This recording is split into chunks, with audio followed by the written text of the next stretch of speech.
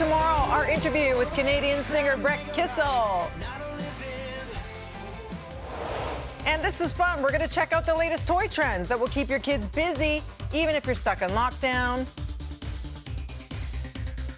All right, home renos, well, they're up 40%, and they're on the rise, even more so, with more people spending time at home. We're starting to notice every nook and cranny we'd like to change and fix and upgrade. Here to chat with us about how to do a home reno without getting ripped off, that's the key, is Peter Glaw. He's awesome. He's from Premier Quality Renovations. Peter, thank goodness you're here. How are you?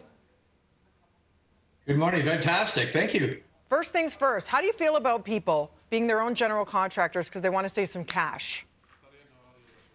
You know what? It's a great idea. The thing is, you've just got to get some guidance, which is what we and other professionals provide for them.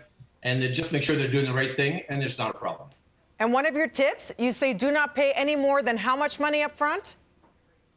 We recommend give no more than $5,000 up front with the agreement. Make a deal with the renovator or contractor to pay as you go. End of every week, job's done, you're happy, pay them. Good for you, Peter, because there's a lot of good people out there, and there's a lot of people who will try and rob you of your cash. So we've got some questions coming in. First one, my husband wants to turn our basement into a home movie theater. He insists he knows what he's doing because he's watched a YouTube video. He'd like to do it himself to save cash, but I'm afraid the basement will turn out worse than it already is. Any tips? That's from Karen from Etobicoke. Yeah, I mean, it's great to do it yourself. It's good to be your own general contractor, but don't try it alone. It's like learning to drive a car without any lessons.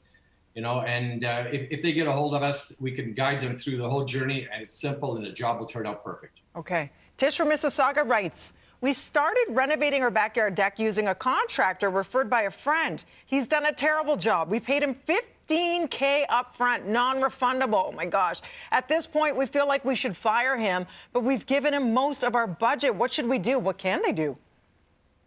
You know what? There's not a whole bunch you can do, and I really feel for these people. I see it all the time. That's the reason I wrote my book and help people. The best that I would recommend is be nice to the contractor, invite him back, see what you can get done, try to get as much done as you possibly can, and then next time, just ensure you don't give anybody a lot of money up front. Yeah, brutal. It's that rule again, right? Third question comes from Louis from Kingston. I want to put hardwood floors in my RV, but I'm having trouble sourcing products. Any advice on where to look? That's the other thing, because so many people are doing renos, it's hard to get supplies. It's definitely a problem. I mean, have him look at his local stores, the big box stores, and more so go to web, search things out, go on smaller importers, distributors. And if I could just make a suggestion, hardwood really is not the best idea for a motorhome or boat. I would recommend a synthetic hardwood, which is like a vinyl product, but it looks and feels like real hardwood. And it'll take the moisture in the summer and the cold in the winter. It's just a great product. Pro tip right there, Peter. Let's talk about lumber, supply and demand. You said right now it's way too expensive. There's great alternatives. So what else should people look for? You know, there's a lot of things that we could do instead of just using wood.